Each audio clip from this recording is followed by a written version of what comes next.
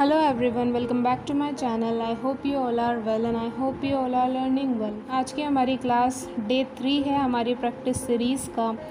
आज फिर हम कुछ नए क्वेश्चंस और इम्पॉर्टेंट क्वेश्चन डिस्कस करने जा रहे हैं, तो चलिए स्टार्ट करते हैं।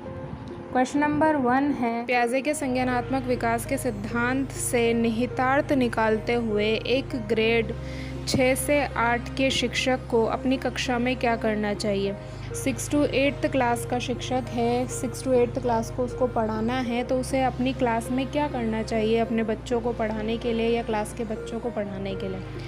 केवल निर्धारित पाठ्यक्रम पर निर्भर रहना चाहिए, जो पाठ्यक्रम उसे दिया गया है सिर्फ वही पढ़ाए।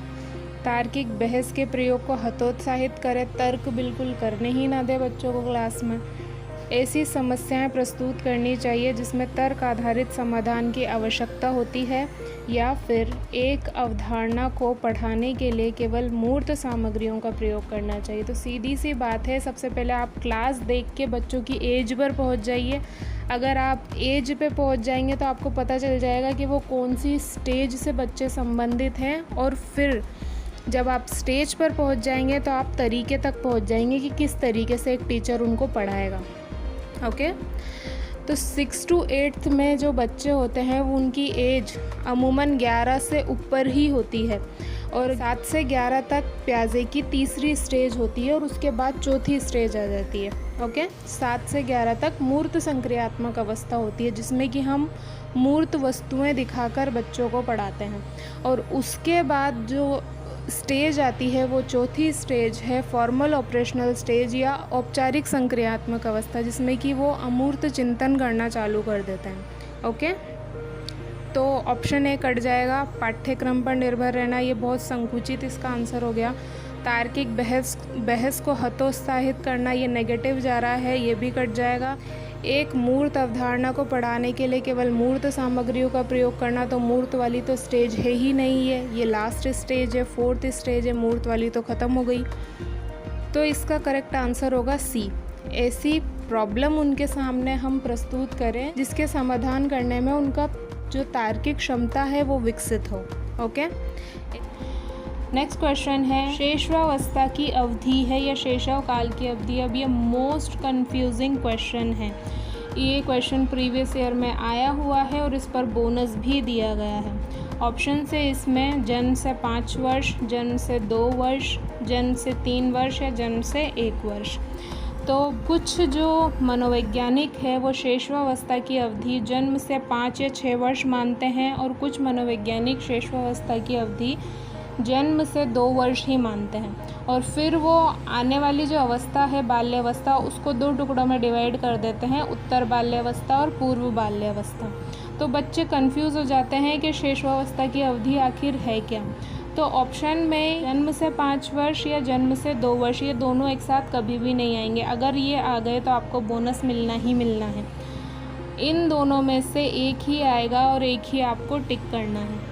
सिंपल है, बस आप तो ये बात दिमाग में रखिए कि जन्म से 5 या 6 वर्ष भी शैशव काल माना जाता है, और जन्म से 2 वर्ष भी शैशव काल माना जाता है। और जब जन्म से 2 वर्ष माना जाता है तब बाल्यावस्था को 2 टुकड़ों में डिवाइड कर दिया जाता है, पूर्व बाल्यावस्था और उत्तर बाल्यावस्था। हमेशा याद रखना, चाहे वो विशेषता पूछ लें इनकी, चाहे वो उम्र पूछ ले कि किस अवधि तक ये होती है। ओके, बात करते हैं अगले क्वेश्चन की।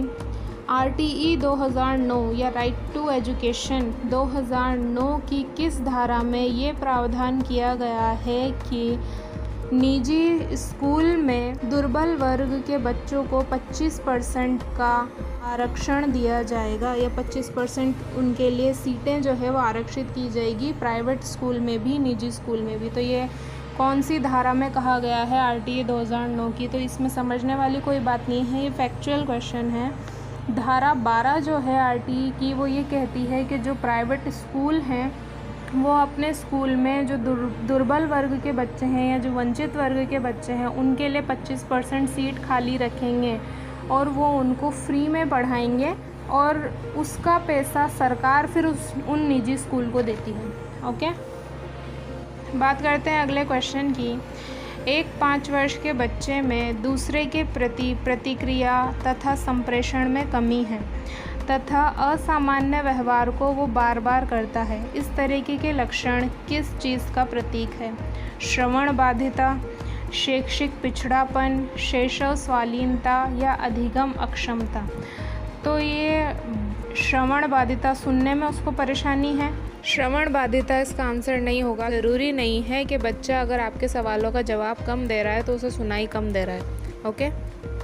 शैक्षिक पिछड़ापन, अभी तो शिक्षा चालू कहाँ से हो जाएगी उसकी, अभी तो वो 5 वर्ष का, ये 6 वर्ष से तो स्कूल जाना चालू करेगा वो। शैशव स्वालीनता, ये इसका करेक्ट आंसर है, क्योंकि जैसा कि हम जानते हैं कि इस उम्र में जो बच्चे होते हैं वो सिर्फ खुद में ही लगे हुए रहते हैं, उनको दुनिया से कुछ मतलब नहीं होता, वो अंतर्मुखी होते हैं, वो सिर्फ अपने आप से मतलब रखते हैं, वो कम बोलते हैं, अनजान लोगों से तो बिल्कुल भी नहीं बोलते हैं, ना उनके पास जाना वो पसंद करते हैं, वो सिर्फ अपने एक दायरे में रहना पसंद करते हैं। तो इसको शैशव स्वालीनता कहा जाएगा। अधिगम अक्षमता भी बिल्कुल नहीं है, तो इसका करेक्ट आंसर है सी। ओके। नेक्स्ट क्वेश्चन है, बुद्धि के त्रिआयामी सिद्धांत के अनुसार बुद्धि के कारकों की संख्या है। तो जेपी गिलफोर्ड जो थे उन्होंने एक थ्योरी दी है इंटेलिजेंस की या बुद्धि की, जिसे हम त्रिआयामी सिद्धांत या 3 डायमेंशनल थ्योरी के नाम से जानते हैं। इसमें उन्होंने बुद्धि की कुल 3 विमाओं के बारे में बताया है, जो कि है विषय वस्तु, प्रक्रिया या उत्पाद, कंटेंट्स, ऑपरेशन और प्रोडक्ट्स। जेपी गिलफोर्ड ने कुल 5 प्रकार की तो संक्रियाएं बताई हैं, 4 प्रकार की विषय वस्तु बताई है और 6 प्रकार के उत्पाद बताए हैं, और इन तीनों को मल्टीप्लाई करके या गुणा करके इन्होंने 120 प्रकार के बुद्धि के कारकों की संख्या बताई थी 1967 में। ओके। यहाँ पे जो ऑप्शंस दिए गए हैं इनमें से करेक्ट आंसर होता है डी, जिसमें 120 दिया गया। इसके बाद इन्होंने और ज़्यादा संशोधन भी किया अपने इस सिद्धांत का, 1977 में भी किया, 88 में भी किया, लेकिन यहाँ पर जो 1967 वाला है वही पूछा गया है ऑप्शंस के अकॉर्डिंग अगर हम देखें तो इसका करेक्ट आंसर है ऑप्शन नंबर डी। ओके। ये थी आज की वीडियो, ये थे आज के क्वेश्चंस। आई होप कि आपको समझ आए होंगे, वीडियो पसंद आई होगी। If you like my video please like, share and subscribe.